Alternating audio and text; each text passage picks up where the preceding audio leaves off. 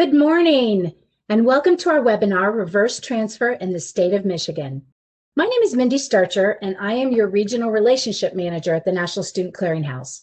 And in the past, many of you may have worked with Casey Wallen, and I just wanted to let you know that Casey is still here. He's not left the Clearinghouse. But in October, we were able to reevaluate some territories due to a retirement. And Casey was able to add some states that were closer to his home in North Carolina. And because I live in Columbus, Ohio, I was lucky enough to get the state of Michigan back. So I am your pretty new regional relationship manager and really excited to have you in my territory and looking forward to working with you. Normally, this would have been an in-person event, but during this time, we have all had to find ways of doing things differently, haven't we?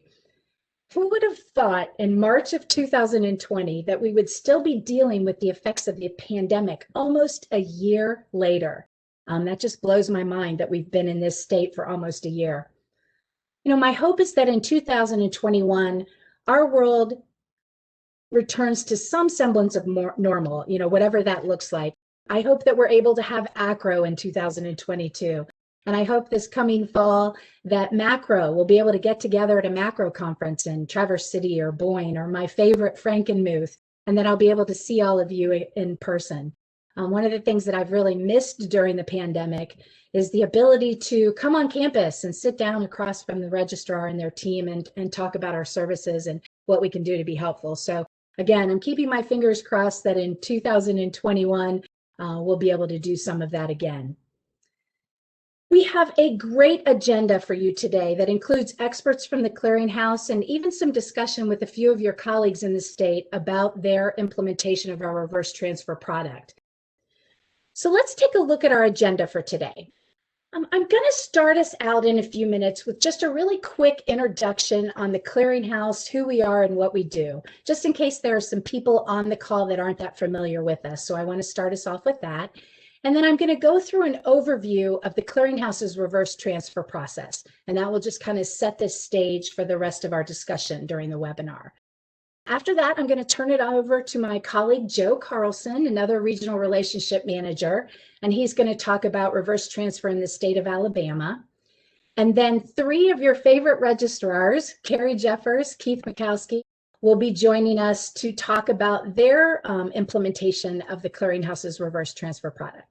And then after that, when you're all excited and ready to go, I'm going to come back on and I'm going to talk to you about what the next steps are if you're ready to get started. So, who is the Clearinghouse and what do we do? For those of you who are not familiar with us, we have been supporting higher education since 1993 as your nonprofit business partner. We provide innovative solutions that meet reporting, verification, and data exchange demands from K through 20 all the way to the workforce. But this slide really tells the story of our partnership with the post-secondary world. We currently have established relationships with over 3,600 colleges and universities in the country. And through those partnerships, we receive 98% of the enrollment data and 95% of the degree data for learners in the United States. In addition, we complete over 17 million enrollment verifications and over 5 million degree verifications in a year. And last but not least, we provide transcript services for over 1,200 institutions. As you can see, we are very, very busy at the Clearinghouse. But the focus of our webinar today is on our reverse transfer platform. And our ultimate goal with this product is to assist learners in attaining a degree that they have earned but don't have. So what is it? What is reverse transfer? What does that mean? And basically, reverse transfer starts when a learner starts at a 2-year institution and then transfers to a 4-year before earning a credential. And while they're at that 4-year school, they earn additional credits that may allow them to receive the associate's degree. And then, so the 4-year school then reverse transfers those credits back to the 2-year, and the 2-year evaluates the additional earned credit and awards the degree if applicable. So this is a really nice chart that just shows you what reverse transfer is and how it flows through that process. But I also want to share with you some reasons why you should consider doing this with the Clearinghouse. And the first one is that we are the only national solution to exchange course and grade data for reverse transfer. And you may be thinking to yourself, well, why do I need a national solution? And I just want to share that when we think about community college students, the perception is that they stay pretty local. But when we look at the data, that really isn't the case. Our research shows that about 19% of community college students transfer out of state.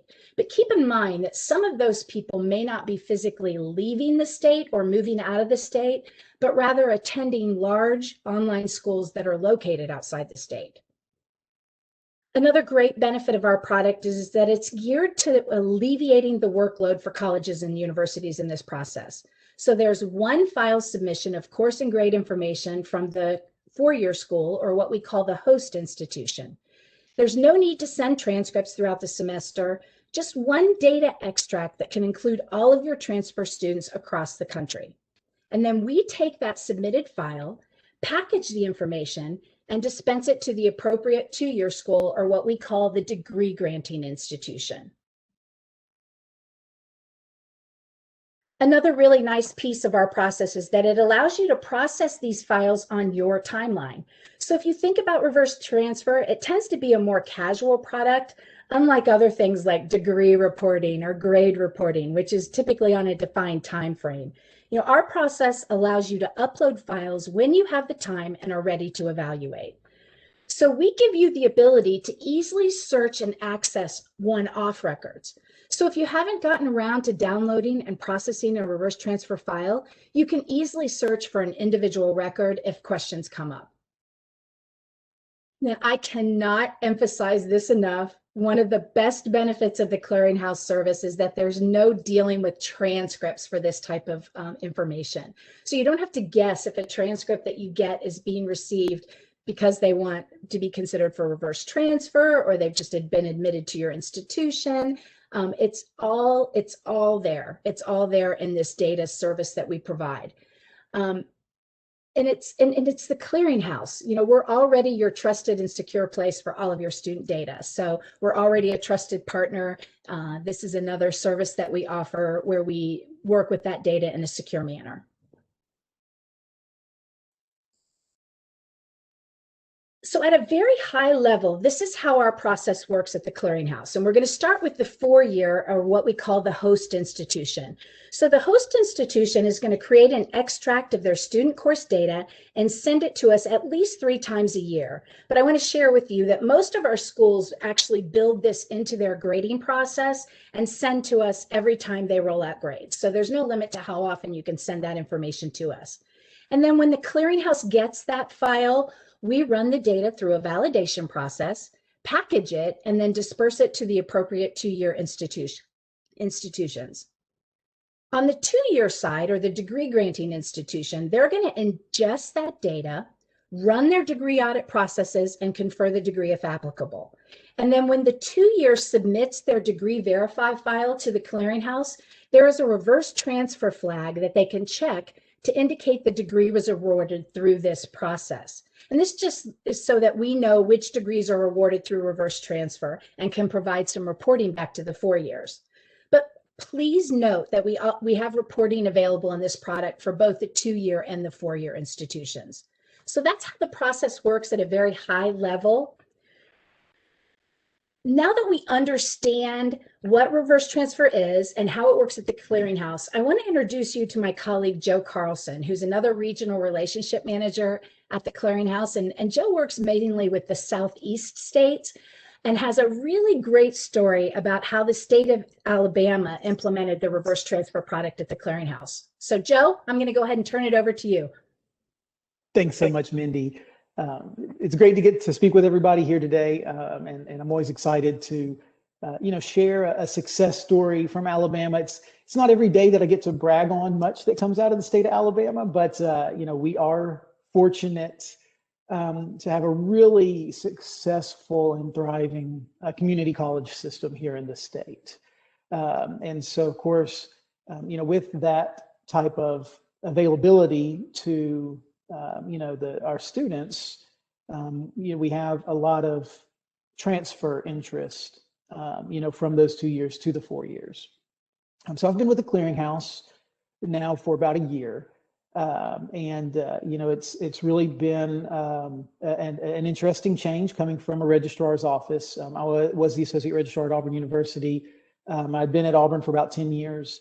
And after a year, it's been exciting to see how, the nonprofit mission of the Clearinghouse really allows, me, a strong believer in higher ed's mission to, to find ways for these services to continue to help learners and to continue to help, the staff of schools who are overworked, under budgeted, have a lot on their plates, help them find easier ways of doing things. And reverse transfer is definitely one of those solutions.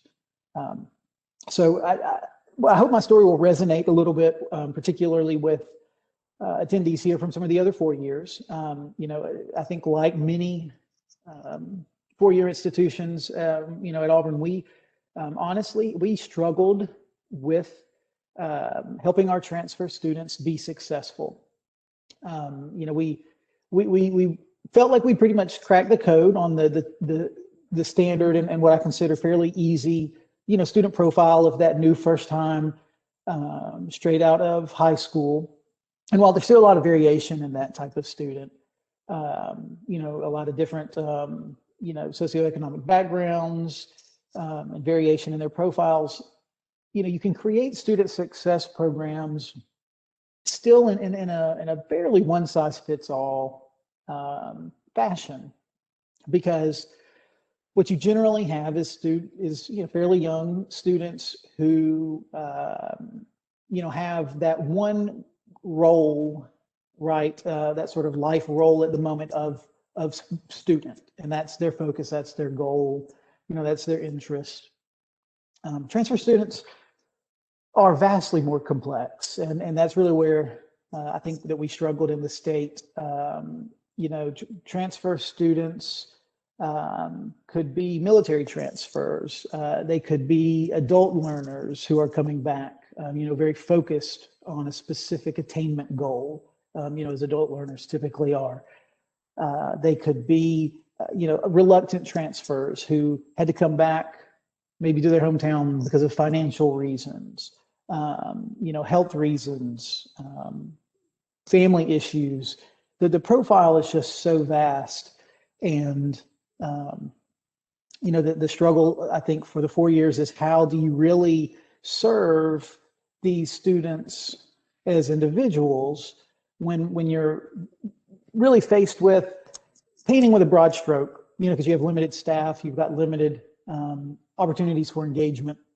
You probably have one, if you have one transfer student center, and a lot of different, transfer student profiles. And so one of the tools that we found statewide that was very helpful to assist these students was the reverse transfer program. And we'd even started fledgling attempts at doing a reverse transfer initiative ourselves, where we would, try to directly share data, in files that we would design in-house with, with the local degree granting institutions. And it was just, there's a lot of work. And if it's a lot of work and it's a lot of effort, that makes it harder, to ultimately implement and be successful, especially when you don't have that much bandwidth to spend on it. And so the Clearinghouse option, where, as a 4-year in particular, our obligation was simply to identify those students that had transferred in and to share their course data, share it to the Clearinghouse. And then, the burden's on the Clearinghouse to take that data, to separate it out to all of the originating institutions, to send that data to those institutions in an easy to read format.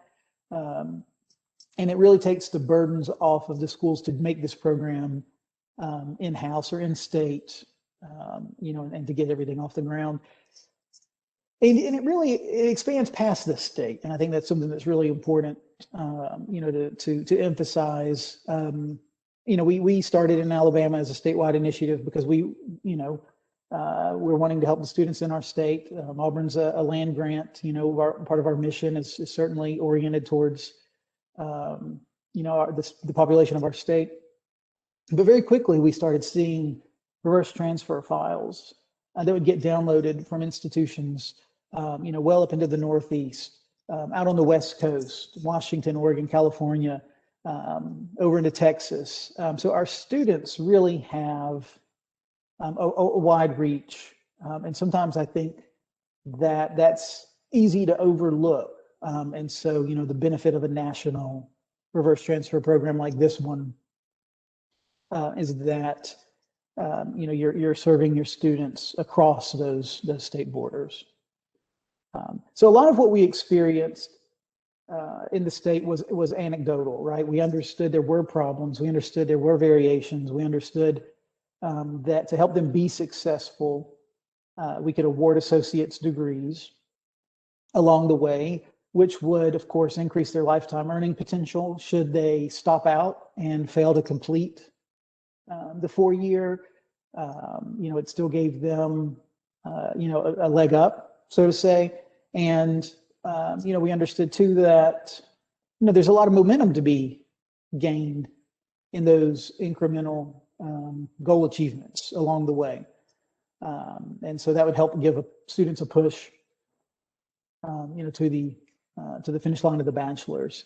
And so we understood all of that. And the feedback we received statewide was really glowing and positive. But when I came to the Clearinghouse, I got the chance to turn some of that anecdotal experience into actual data. And so I'd like to share just a couple of quick slides. So in utilizing a lot of the data that Mindy mentioned earlier, right, our sort of engagement and reach with nationwide institutions through enrollment and degree information, we're able to start putting a more clear picture together on that transfer student complexity that I mentioned earlier. We can see these on the first set of bar graphs here. This is what we tend to think of when we think of our students, right? They leave high school, they come to attend for an associate or a bachelor's degree. The average calendar year to degree is not that dissimilar than the number of academic years that they are enrolled. But what we're starting to learn is that that's just no longer the case. That's been the case in the past, is no longer the case. For example, 64% of the students in our 2014-2015 degree earner cohort, 64% attended 2 or more institutions. And you can see on this bottom part of the slide here how, as the number of institutions attended increase, so disproportionately does the average calendar years to degree. So even though they may be enrolled only 4.5 or so calendar years, academic years for that associates, we're looking at nearly 9 years for students with multiple prior institutions to be able to obtain that degree.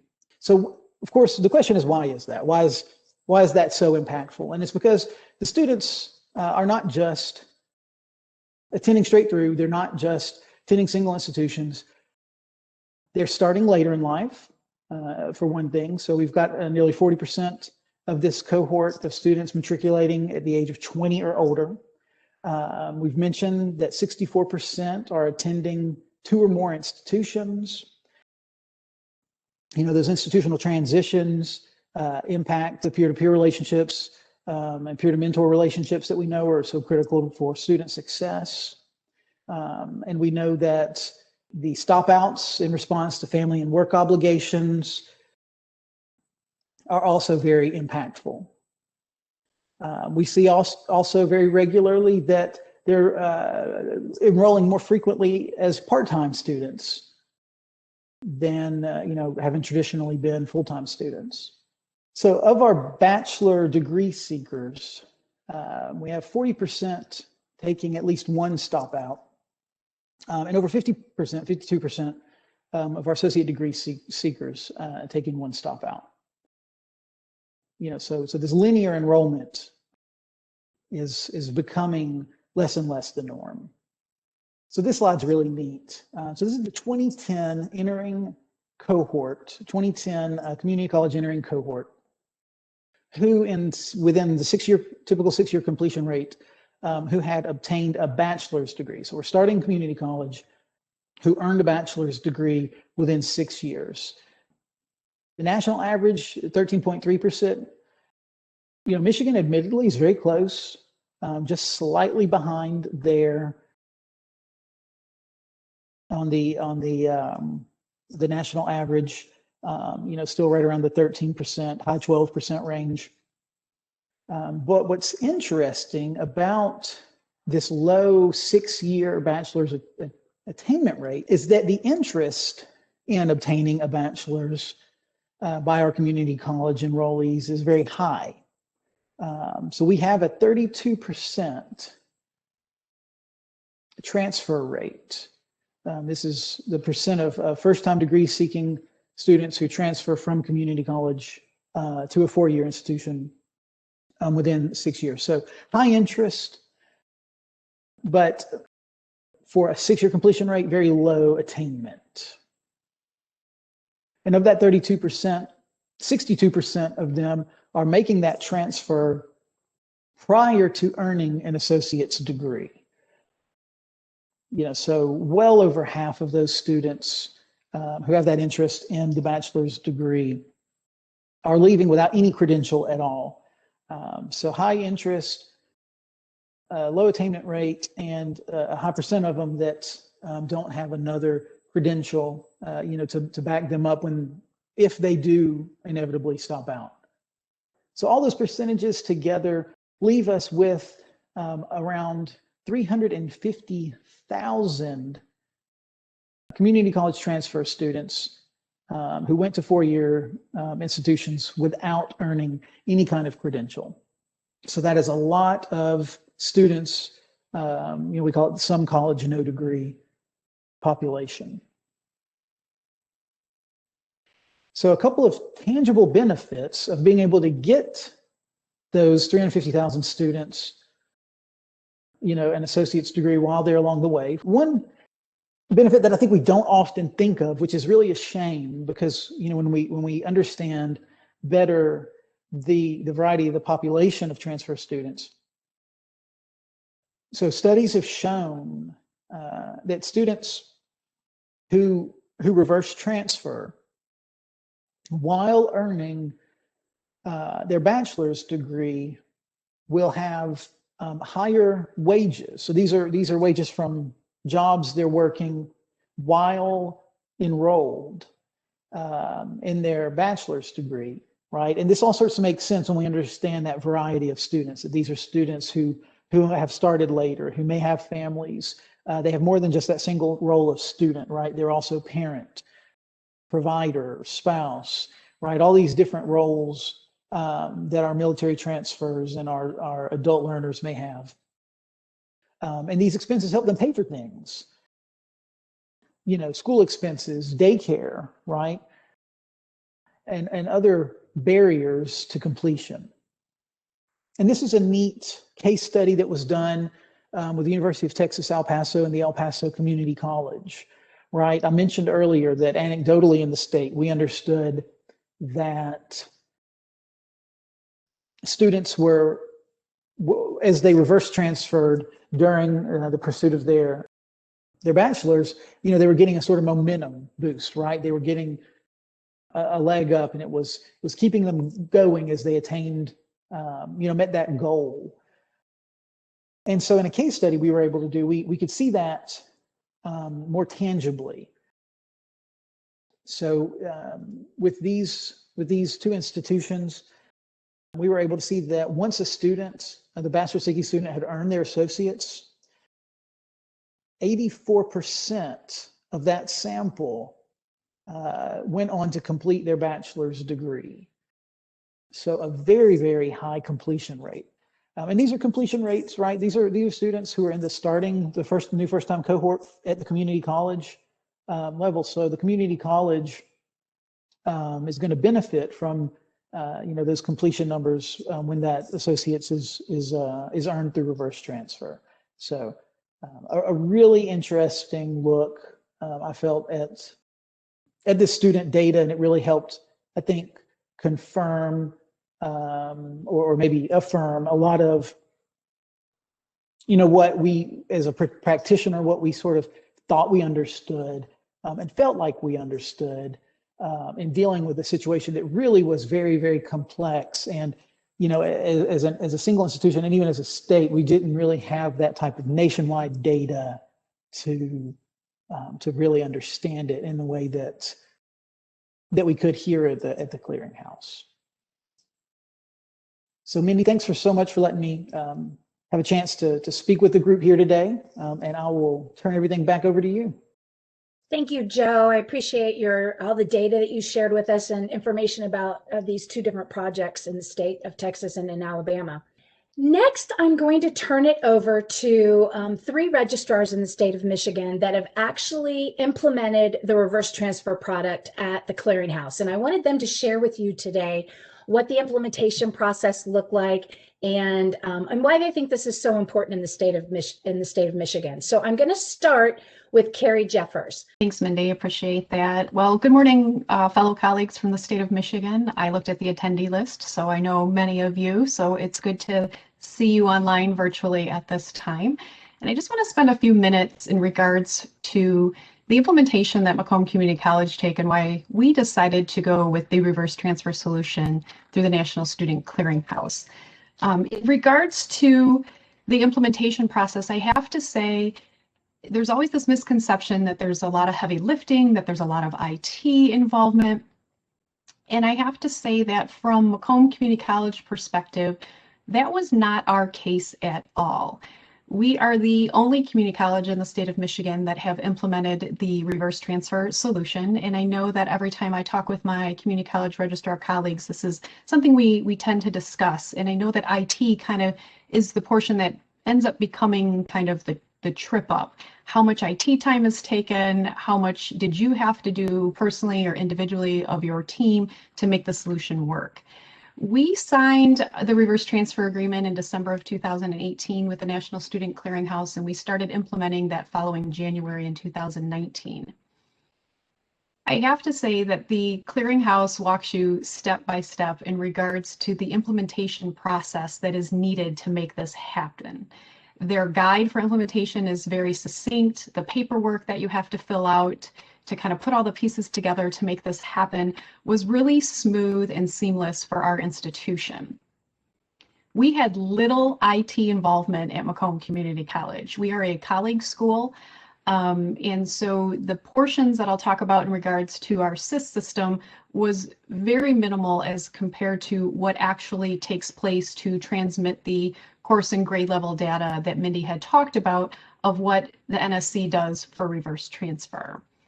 The main setup of this is setting up a mailbox, and the portion that we had to acquire from our IT department was to make sure that we were going to get the right file based on the transmission that we already submit to the National Student Clearinghouse and the submissions that we receive from both CMU and Wayne State, currently are our 2 four-year partners in the state of Michigan with reverse transfer. We needed to make sure that we were getting and receiving the correct file type from the clearinghouse to download into the mailbox. I have one person in my office that manages the reverse transfer solution at Macomb Community College.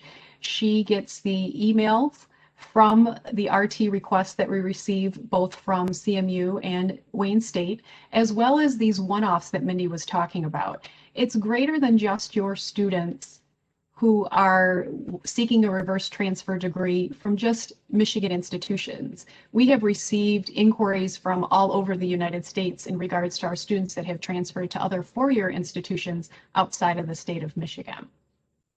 We did have to set up our eligibility requirements for reverse transfer. Macomb made all those decisions on the back end in regards to the number of credit hours, making sure that they had the right GPA before we would transmit those files.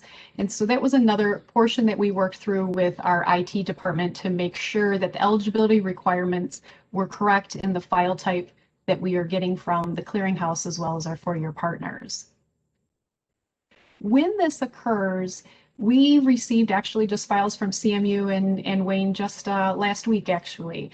We receive an email from the clearinghouse with all the information about the student that may qualify for a reverse transfer degree from CMU and from Wayne State. My staff then does the degree audit, like Mindy said. It really is on the degree granting institution to conduct the audit to see if then they are truly eligible for a degree from the community college. As Mindy also indicated, we do have a portion that we store in Colleague for reverse transfer. That was probably another piece that IT had to help us with, is where to store that reverse transfer information in our SIS to make sure that when we upload our reports to the National Student Clearinghouse, that information is transmitted and reported back to the clearinghouse with our enrollment and degree verify files. That was probably another piece that we had to work through because we didn't have a dedicated portion in our SIS. So really, I will say that, again, the IT assistance that was needed for us to be up and running with the solution was very minimal. It was mainly our interaction with the National Student Clearinghouse to set up and activate the reverse transfer files, set up this mailbox in order to receive that information about reverse transfer from our four-year partners. If you're not aware, we're all probably in an enrollment decline, and not only due to the COVID-19 disruption, but just due to less graduating high school students. And so like many of you, I know the community colleges, especially in the state of Michigan, with some of the programs that have just been launched with Futures for Frontliners, as well as the Michigan Reconnect program, we are targeting those adult learners. And like Joe had mentioned, the average student is not linear anymore. They're not just attending a community college and then going to a four-year. You know, they might be attending a four-year and being a guest student at a community college at the same time. They may be enrolled in a concurrent enrollment program. We find that our high school students are doing high school classes as well as college classes. So students find a variety of different ways in which to attain some type of post-secondary education based on where they're at that point in their life. Macomb Community College, of course, completion rates are low on average for community colleges, and so we felt that partnering with the clearinghouse with the reverse transfer solution would definitely help us increase the awards for associate degrees for our students. A lot of students, as Joe had mentioned, don't understand the value of an associate degree or why sometimes this credential is important. As Joe showed, students, every credential that you earn does equate to more earning income over a student's lifetime. And we all know, especially my colleagues at the community college, students come to us for a variety of different reasons. They may just be coming to take some personal enrichment classes. They may be coming to complete the Michigan transfer agreement and then transferring on without completing or asking for that associate degree to be awarded and credentialed. I will say that since we started this solution, it started out small because we didn't have our partners like we do now with CMU and Wayne State. And so once we started receiving the files for both CMU and Wayne State, we have definitely been able to increase the number of associate degrees awarded to students who have earned that credential prior to transferring. It's not a large number at this time. We still are communicating very readily with those students who are eligible for a reverse transfer degree based on the information we do receive currently from CMU and Wayne State. And we have implemented on our side a whole communication plan, a marketing plan. Macomb has their own reverse transfer logo to try to get the word out to let students know, hey, you've earned this credential.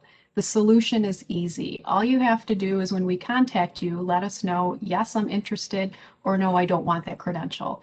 And so we're trying to find different ways to continue to communicate, to partner with our four-year institutions, to tell a student the benefits, like Joe had mentioned, of earning a credential. I know they're on their way to a bachelor's degree, but we have made our minimum requirements at Macomb pretty low to earn that reverse transfer degree. It really aligns with the awarding of our associate degrees, taking in the transfer credit that they have from their four-year institutions or from any institution in which they may have attended. And so I would say beneficially for Macomb, it's been a really good solution. It's not been a cumbersome process. We do really appreciate not having to exchange transcripts with our four-year institutions. Being able to really download that course and grade level data right into our colleague system, and then being able to run these degree audits for the students who may be eligible has really taken off the workload of my staff in helping these students acquire these degrees. I know when I first introduced this solution to my staff, they were like, oh great, it's going to be more work. And I said, well, let's give it a shot. Let's see how it works. And actually, they enjoy the reverse transfer degree awarding a lot more than our other students who are earning their associate's degrees with us right from the onset, because it is a lot less work and a lot less manual, intense labor for them to be able to award these degrees. And the students are very appreciative when they are informed that, hey, you have a credential sitting out there. Let us help you attain that credential as you're going on further with your educational goals. And so that's really what I'd like to share about Macomb and kind of what we did implementation-wise, how it's been working for us. We are very grateful to both Keith and Kurt for partnering with Macomb Community College, and we are looking forward to more of you joining the reverse transfer solution with the Clearinghouse, so we can partner with you as well to have those students get the credentials that they've earned. Thank you, Carrie. Great story. Keith, I'm going to go ahead and mute myself, and if you can click on your video and unmute yourself, we'd love to hear from you as well. Good morning, everyone, and thank you, Mindy, and everyone who's participating this morning. I want to also thank Carrie for the wonderful intro to obviously an end user experience, and I want to add a perspective from certainly the university perspective, but also as a former community college registrar. I was registrar at Delta College for a number of years before I joined CMU. So a number of these things going back to credit when credit is due, to the different types of completion initiatives are something very close to my heart, and obviously experience I've put in over the years working with all of you and your institutions. I want to piggyback a little bit on what Carrie talked about from the technical lift, because again, one of the constant narratives obviously has been, this is another project, our IT resources are stretched. So I want to give you a comparison to what Carrie talked about from a sending perspective, and also to reaffirm what she said. Unlike Carrie, my particular institution right now uses a student information system, which is only used by 3 other institutions in the United States. So long story short, everything that we do is very, very customized. And when we went through this process again in 2018 and going back and looking at what our technical lift was at that point, if you add up the total number of actual ticketed hours for that and logged hours by our IT staff, came out to be about 40 to 45 hours. And from an IT perspective, that was a little bit here and there and so forth, and testing. And again, because we are using a platform so unlike everything else everyone else uses, we don't have the benefit that some of you, let's say, who are a Lucian partner, would have with some of the integration type of things that the NSC products would do for you. So from a technical perspective, I, again, like Carrie, would like to just sort of try to allay any fears that you might have. The other thing I would also suggest that you can certainly do, and Carrie mentioned this as well, is all of our institutions are certainly looking at our pipelines of students for solid and healthy enrollment management. And obviously, transfer students are a big part of that from a 4-year perspective, but obviously, always for you all in the community college sector, that is also getting those completion rates back up and getting your near completers to finish off those degrees. And this is a platform that I think will allow you to do that with a minimal to easy technology lift. It will allow you, as Carrie mentioned, to be able to operationalize this with your graduation audit teams much more effectively. And obviously, you can work within the community college sector in your particular institution on your marketing and your strategies to obviously entice those students to come back and finish up their degree. And so you can take off some of that lift for you. From the four-year perspective, again, if you send up your enrollment or your degree verify files, we're talking about some additional data. And again, that lift is not so bad. And we certainly have it much easier on the four-year side because we upload the data based on that schedule that Mindy talked about, typically at the very least at the end of your academic semesters. And Carrie and her peers are going to pick that up and process that.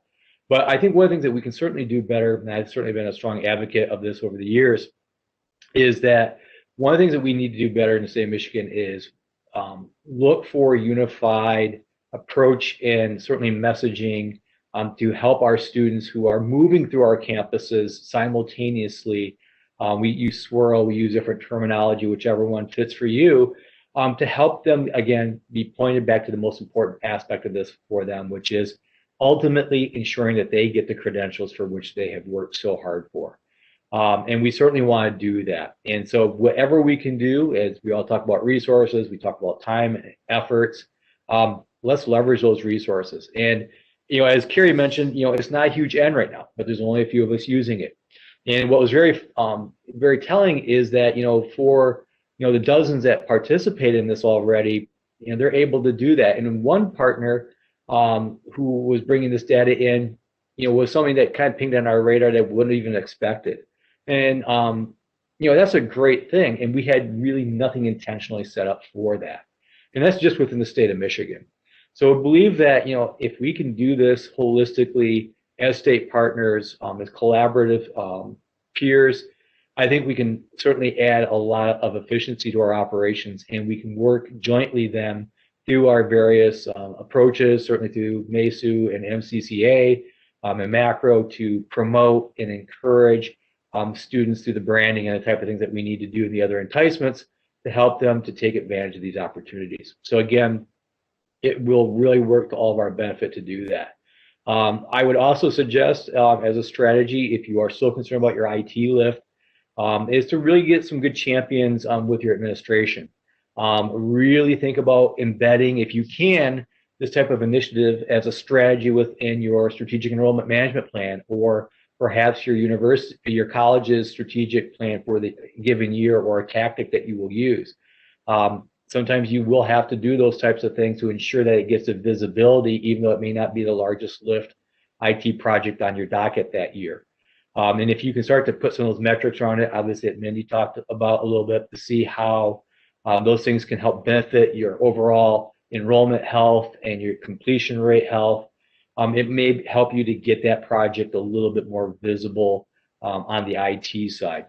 And I guess, those are the types of things that I've employed here at CMU to help us, ensure that we tie it to something that is going to be a metric that's going to be measured and looked at.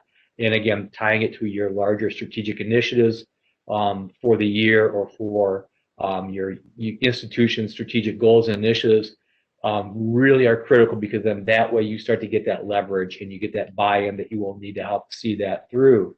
And again, if you look at a project that will take you, a few dozen hours to do, even if you're in a situation like I was with a non-standard platform, those of you who do have a standard platform will probably be able to benefit from that even much quicker, and then you'll benefit from a number of resource enhancements that you can see through your efficiencies. Certainly, as we move into the Q&A, I know all of us will be happy to take any questions you might have, but again, I thank you all for attending this morning, and also we look forward to, again, doing what we can do between Kurt, Carrie, and myself to continue to advocate and support you, and have you join us in this great initiative. So with that, I'll turn it back over to Mindy. Thanks, Keith. I appreciate your comments. So you've heard from your colleagues in the state on why this has been such a benefit to them, and encouraging all of you to consider coming on board. Now that you're all excited about this and you're ready to go, let's talk about what the next steps are. Again, I'm your regional relationship manager in the state, so any additional documentation that I can provide or any other questions I can answer will be great. I'm happy to do that for you. Let's talk a little bit about the contracting piece. Many of you are probably aware that over the last year or so, the Clearinghouse has been going through a major project to repaper all of our schools. And our new format for contracting includes a master service agreement that includes all the terms and conditions and kind of the legalese, and then individual statements of work for each of the products that you currently use, okay? And those statement of works all reference back to the master services agreement. So if you decide that you'd like to move forward with reverse transfer, first of all, we need to make sure that you have that package in place. So specifically the master services agreement. And then I can provide you with a statement of work for reverse transfer.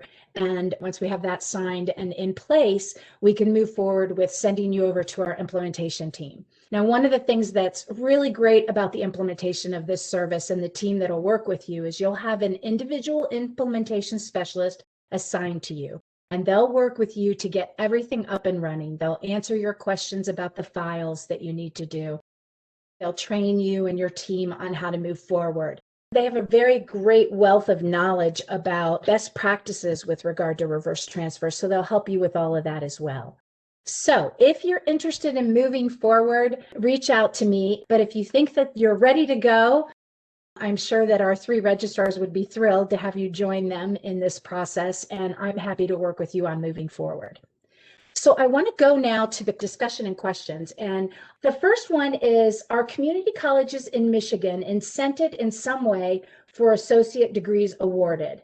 And along that same line, are there initiatives to get more community colleges involved in reverse transfer? Now, obviously, I don't know the answer to that, and I would love to hear anybody who would like to share any initiatives that you're aware of or incentives for doing reverse transfer and awarding these degrees.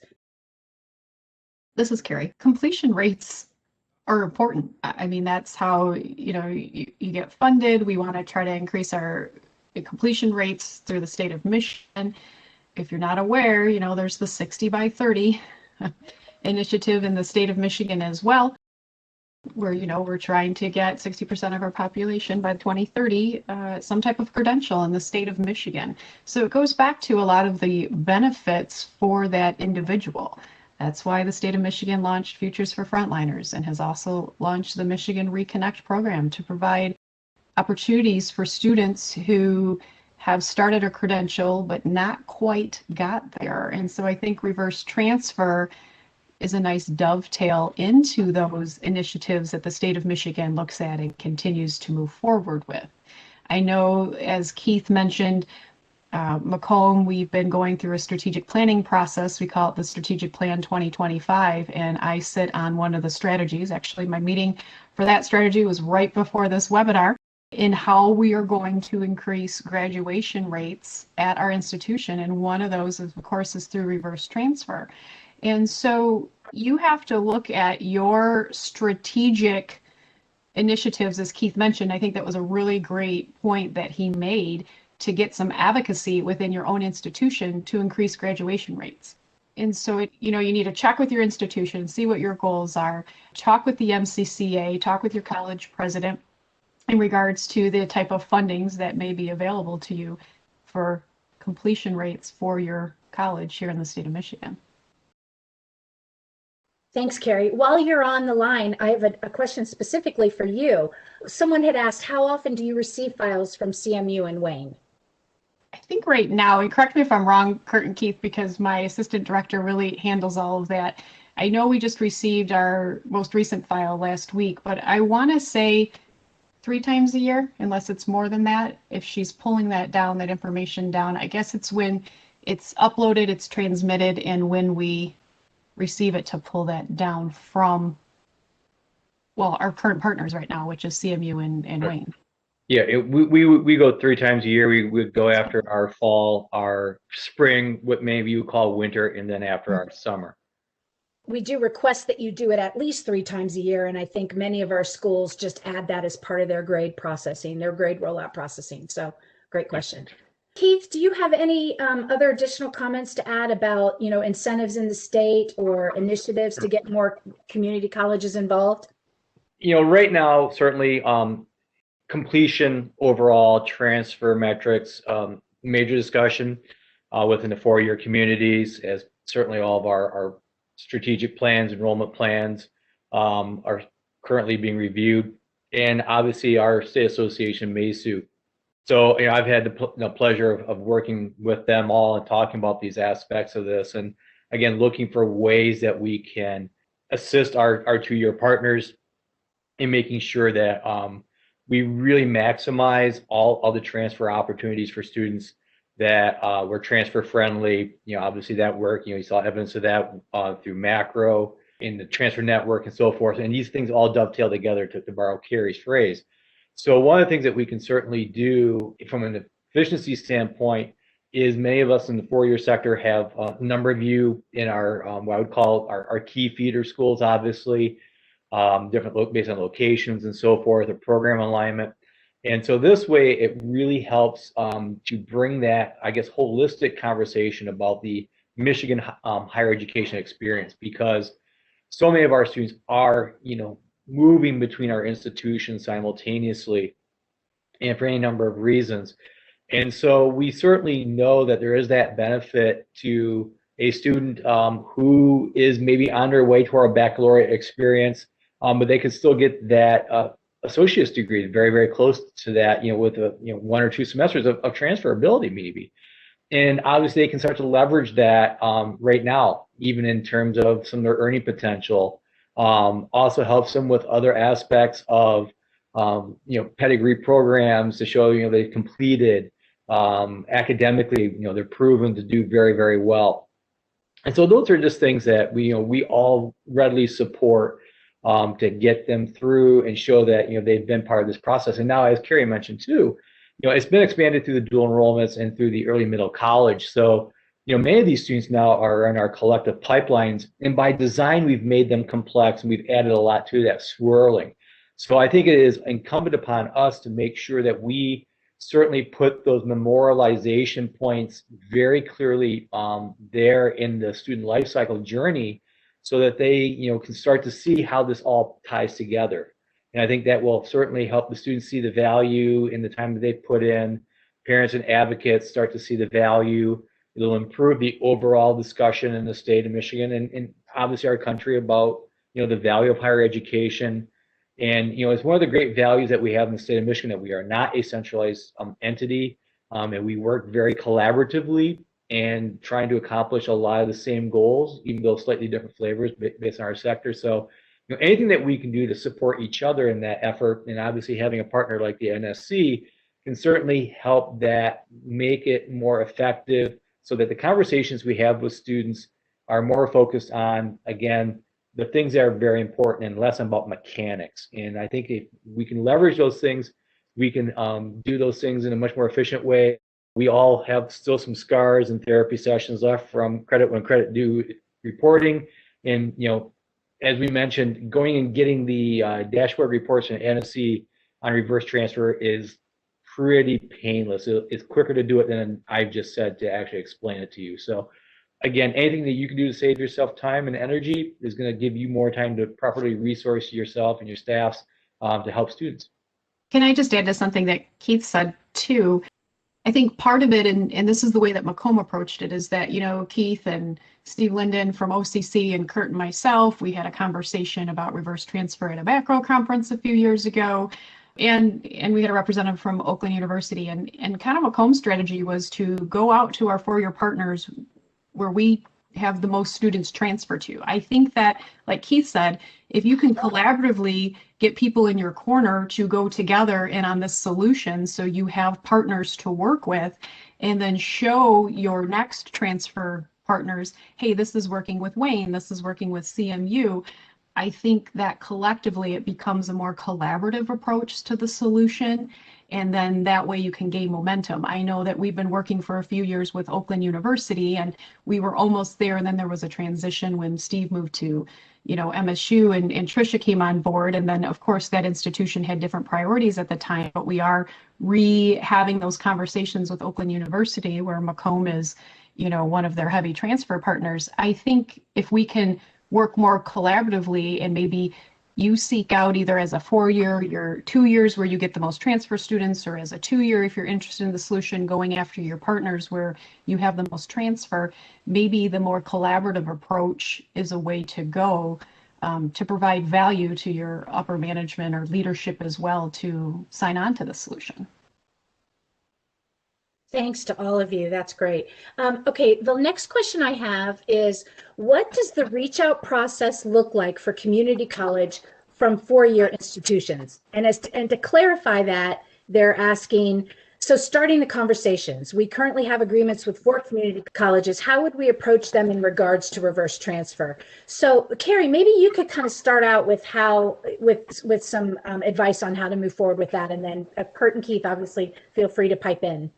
Well, currently we have 10 reverse transfer agreements with 4-year universities that are out on the books, 2 that are using the solution. Obviously, that's why we're here today talking about that. And I kind of mentioned what my strategy was to have these kind of conversations. Like I mentioned, we had this conversation at the macro conference. Who are the key players? Well, Keith was a key player. Kurt was a key player. Steve Linden from OCC. Steve Shablin from Oakland University when he was the registrar there.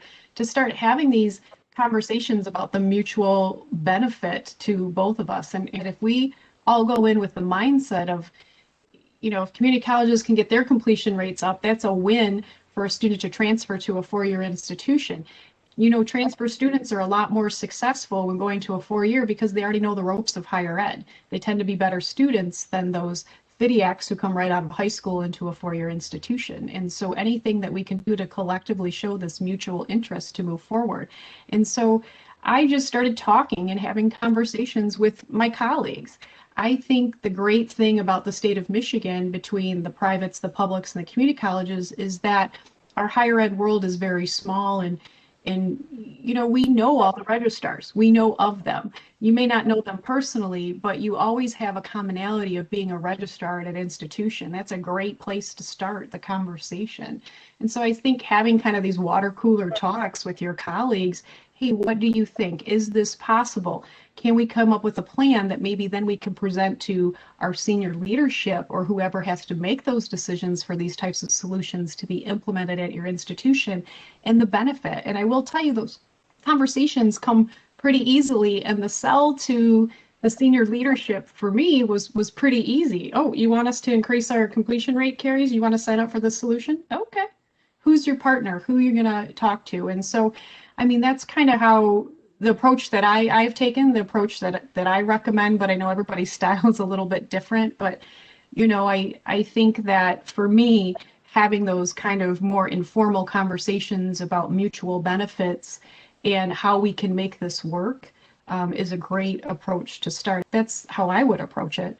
Yeah, and I would echo what Carrie suggested there in terms of, obviously all of us have different campus cultures and things of that nature. But the incentivization, as Kurt mentioned, from the 4-year side, I think one of the things that I've certainly has been a concern for me as a registrar in looking around these aspects of this and management of agreements is the fact that a lot of times we all have these same type of overarching initiatives, completion, rate of pursuit, retention, and so forth. And a lot of times we apply then what I would call very localized treatments. Or we take something that comes out of interpretation out of Lansing, let's say, and then we start to break that down into our neighboring regions. And I think something like this is very critical to scale. Again, I think, oftentimes we all have a combination of resource constraints and so forth. But for something of the nature of reverse transfer, I think it works really well to think about this as a scalability. And yes, you are going to get the benefit, as Kurt mentioned, right? He has 6 community colleges, within almost eyesight of his office. I have a little different situation being in Mount Pleasant, but still we have a lot of students that come from Macomb County. I think that you also want to work with your leadership because you are going to have a differentiation of a discussion between something like reverse transfer and what I would call very targeted articulation agreements. And so, you may have to work with your leadership to make sure they understand that, your particular, say, applied degree, which has a unique dovetail with a 4-year partner for that particular discipline, is still going to be enforced because obviously you have a different type of mechanics for writing that up. But when you have such a large percentage of students who are more of the traditional AA, AS, going into a 4-year experience, that's a very large market. And so if you can kind of show where, it's effective to have kind of a standard process and standard application of treatment for this audience for reverse transfer, then you can still maintain those very unique niche items that are going to be important for you, that your particular institutions are going to want to have with a 2 or 4 year partner. Like I said, something like with articulations or a 3-in-1 or something like that, very unique to your aspect. But if you're like your psychology, your secondary ed student, your chemistry major, your engineering major, they're going to fall into the ASAA bucket. And so let's apply the treatment to scale. And I think that would be, a good way to say that as well. Here is another, hang on, I'm looking at the questions. A 4-year institution is very interested in the Clearinghouse's reverse transfer solution. However, until more community colleges are on board, it has limited value for us. Will more CCs be signing up for the service? And then thanks for your leadership here, Carrie. And I think we've talked about that. Again, this is one of the reasons why we're doing this workshop today, this webinar today, is to try to encourage more people to sign up for that service. I'm hoping that this will help with that process as well. But any registrars? Mindy, this is Joe. Just a quick thought from my experience on that question as well. The thing to keep in mind is a 4-year, the data that you're submitting for your students, while of course you want to help your local community colleges, it's going to cross the state lines. It's going to affect students who have transferred from, southern states like Alabama. Students have transferred from all over the nation because it is a nationwide solution. So particularly if you're in a Lucian school, I say get with Kurt, get a copy of his banner extract, and you can start sending us files anytime. Those files will retain. And so as the community colleges, your local ones begin to sign up, they'll immediately have reverse transfer data available to them on the server as well. So you're really not spinning your wheels by starting as a 4-year. You're able to put that data out there, start serving a broader student population immediately, and your local population is going to get a benefit of it as well. Great point, Joe. Thank you. And I want to just give, one more opportunity. Keith and Carrie, I so appreciate your help today and all of your great advice and words. If you have any final thoughts, feel free to pipe in right now. And I just really encourage you to, again, have those conversations with your leadership team, tie it to your strategic initiatives, your SEM plan. Certainly, you have avenues up for collaboration through MCCA, MESU, Macro, to keep the conversation going. So it's not just a couple of us having a cup of coffee discussion after Macro. It needs to get legs. And if we all come together on this and do that, we can avoid kind of that chicken egg comment that, I think Joe was kind of talking about, there's benefit. So if all the 4 years put this information in, there's no shame in being first out of that gate if you're a 4-year, and it would only help show our commitment to this endeavor. So, come on in, as Kurt said, the water's fine. Great. Yeah, I would echo what Keith said. I'm a risk taker. I'm willing for Macomb to be a guinea pig for a lot of things, especially with clearinghouse solutions, and I mean, it's easier when you have some collaboration with your 4 years. And I feel, again, I just want to emphasize and echo what Keith said. I think we all, as registrars in the state of Michigan, we all are in the same business, and we all want to do what's best for our students to meet their educational goals, whatever those are. And Keith, Kurt, and I are available to help lead conversations based on our experiences, kind of what we talked about today. But it's, Keith and Kurt going back when you guys have your 4-year registrar meetings and having some more conversations about that and moving forward. It's me going back to my MCCR quarterly meetings and talking about that it's not as scary as what people think, especially with the IT lift, because I know that's what I hear from the community college side. And so anything that we can do to help facilitate conversations, or even, invite Mindy to your next registrar meeting. That's what we've done at the community college level. Nancy's come before. We had Casey come last time to talk about reverse transfer and some other issues. I know that they're very willing and open to that. So anything that we can do to help break down some of these barriers or false inclinations of what it really is or what it may or may not do in the IT issue, I think, like Keith said, to get some legs, because we want to collectively, I believe that we want what's best for our students. And if you have a solution that doesn't put so much onus on your staff to have to make things happen, why wouldn't you want to join in something that could make your life easier? Right. We've had a couple other questions come in while we've been talking. The first is, does the process take into account the different credit thresholds from each of the community colleges? And the answer to that is yes, but maybe one of Carrie or someone would like to, expand on that a little bit. Yeah, it does. You set up your parameters of, just like you did with the paper reverse transfer agreements, like Keith and Kurt mentioned that, the 4 years have to have so many agreements with community colleges. Whatever is set up in those reverse transfer agreements, you can articulate that over and get that set up with the clearinghouse solution. So yes, it is based on your own individual threshold of what your reverse transfer degree and guidelines are going to be. Right. And then one more question. If this is mentioned in the Michigan legislative statutes, which I think Keith, was mentioning that, would there be any value in seeking a statewide agreement such as was done in Alabama or Kentucky? Well, obviously, from a sector perspective, I think, we certainly try to strive for more of a, I would say, collaboration versus having things written into statute. We have made, similar types of discussion with certainly our key advocacy groups, as I mentioned, MESU and MCCA, to make sure that, when they have those discussions and lobby on our behalf, that, again, we try to come up with certainly agreement language or things that come from the legislature that are realistic and that we can do. Because sometimes when you get into some of those aspects of that from legislation side, you can end up with a lot of reporting requirements, and also depending on the season and the flavor that might be in the state capitol at that time, it can go beyond a holistic educational discussion to a lot of other things tacked on to that. So if we can, I've been advocating that we try to come to this as a grassroots approach, I think what we've been advocating here today, to go that route. Certainly that could always change. We've had some success with that.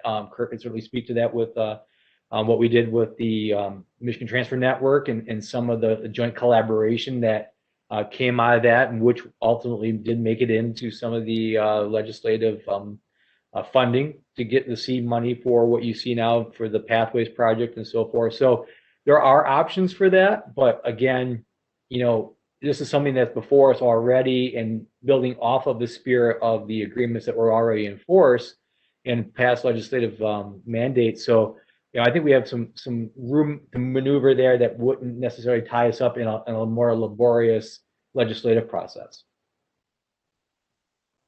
Okay. One more question that just popped up. This is a question from a 4-year. You said that the next step is connecting with you to get it set up, but if we do not have reverse transfer agreements with a particular school in place yet, is that really the first step? Carrie, what are your thoughts about that?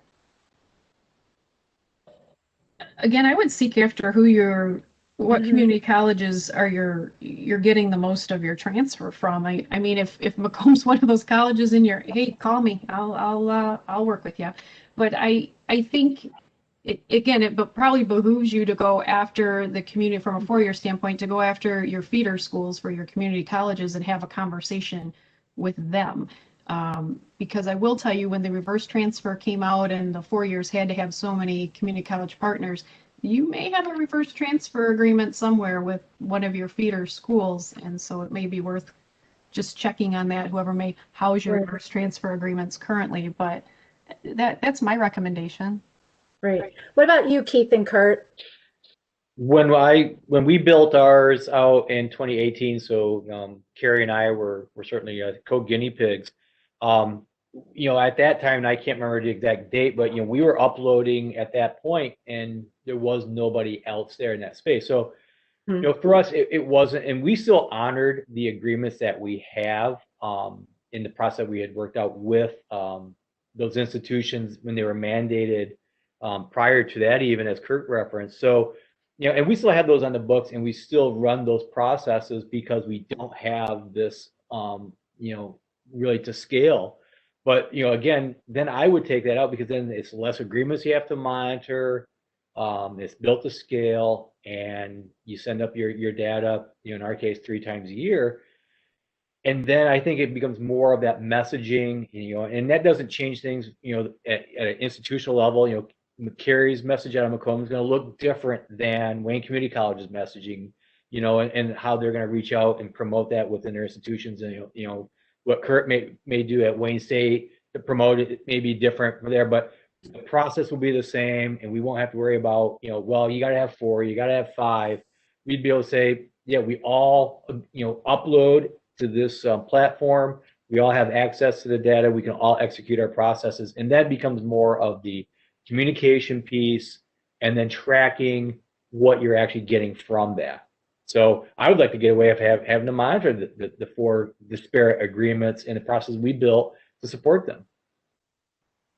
And Keith and Kurt, correct me if I'm wrong, but I hate to even say this out loud. So I think with this solution, it's now taking the onus off the 4 years to be the initiators of a reverse transfer back to the community college. I know that before it was the 4 years responsibility to send the info out and then get it to the community college. Now, as we're extracting these data files that you are sending through the Clearinghouse solution, it now comes more the community college to get that word back out to the students that you earn this credential. So that's kind of shifted a little bit, although I agree with what you said, Keith, the messaging from each institution may be different, but I think the management of it kind of has put a little bit less relief.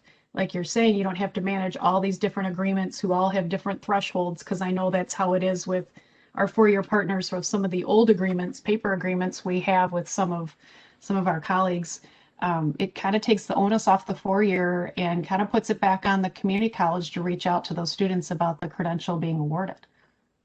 Yeah, absolutely. And certainly that is a small benefit from a 4-year perspective. And as Carrie and Kurt remember, I mean, we had mocked up at that time when we were looking at some of these things a number of years back about, kind of standardized promotional messaging. And again, that's where I would look to certainly our advocacy organizations to help with that, to kind of, again, we do that already for Pathways and Michigan Transfer Network and different things, is really just kind of, we can leverage those resources to get that type of messaging broadly out. And then obviously each institution can certainly tailor a flavor, for their particular student audience at that point. But, there are things that we can do that would spread the lift, spread the communication, across all the sectors, that way a little bit more balanced. Great, thanks. This next question is for the registrars, and I'm thinking maybe we'll have Joe weigh in on this as well, but how long does implementation take, and what was the biggest obstacle in the implementation process? Sure, Mindy. Being on the 4-year side, it's just, I feel a little guilty, but we've already kind of alluded that, the lift is easier from the 4-year side. It's really just, we're a banner school at Auburn. It's just a quick little SQL extract that, just makes a flat file, just like all sorts of, data that registrars' offices are using with, authorized third parties or internally, things like that. So you just make a flat file and you upload it. And what's really nice is that it's not like an enrollment file. So there's not, these financial industry errors and things like that have to be reviewed. It's usually almost completely fire and forget. Maybe there's an updated school OPEID code every once in a while, but usually you upload it as a 4-year and you're done. So, the implementation it's really just, Can you, do you have the IT resources to write it in-house? Then you can knock it out in no time. Do you need to work with your central IT? It's just, once you get on their calendar, it's just a couple of days. It's really straightforward, and we've got a very detailed programming guide. From the 2-year side, the files are coming to you, and you don't have to do anything, right, to receive them. We're going to put them in an FTP account, and you just retrieve them. At that point, do you want to load those automatically, or do you want to, how do you want to process those? And that's up to the 2 years at their discretion. But they are machine readable, and they can be programmatically loaded straight into the SIS. So super handy. And Mindy, and not to distract us from the implementation question, but I did just very quickly want to mention, I know you raised a question about a statewide agreement. I just to share in Alabama, we did a more informal MOU among the member institutions to participate. We just kind of saw that as like a promise to each other, kind of a commitment to each other to participate. And it also allowed us to, of course, sort of nudge each other in the right way, right? We could say, hey, University of North Alabama, make sure you're sending. But we also could agree on certain standards and expectations in the data that we were going to upload that would serve our institutions in the state very well, right? So understandings about, the grade scales, how to handle, certain credit limits and things like that. So there's an opportunity if you wanted to do some kind of MOU or something like that amongst yourselves to use that as sort of a way to leverage a common understanding and sort of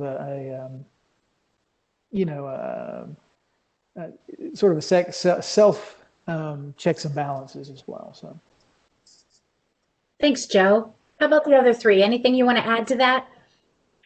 As I mentioned earlier on, our SIS is very unlike anybody else's in the country. So as I said, for us, total time about 45 hours when we went down this road in 2018. So I really believe that if we can do that, any of you who are on more of the more nationally known providers of your SIS can obviously accomplish this. As Joe mentioned, your lift is not so much the issue as is trying to get it on the docket, understandably. The other thing I would recommend, and Carrie mentioned this too, certainly as the 2 years, is make sure if you haven't done this, that you do look at your associate degree completion requirements to make sure that you're not setting yourself up to invite a whole bunch of people through and then end up they having a lot of requirements that they might not be able to complete. So if you haven't done that, to obviously streamline your degrees as much as possible, especially for those, the 4 years who might be coming in and uploading data that's, we have available to you. That student can have a good and hopefully a very quick process to their final audit at the community college. Thanks, Keith. I just want to thank all of you for joining us today. I have up on the screen right now all of my contact information. If you have further questions or want to talk to me about this process further, please do not hesitate to reach out to me. I'm here for you. Anything you need, you just give me a call. Thanks again for joining us, and have a great rest of your day.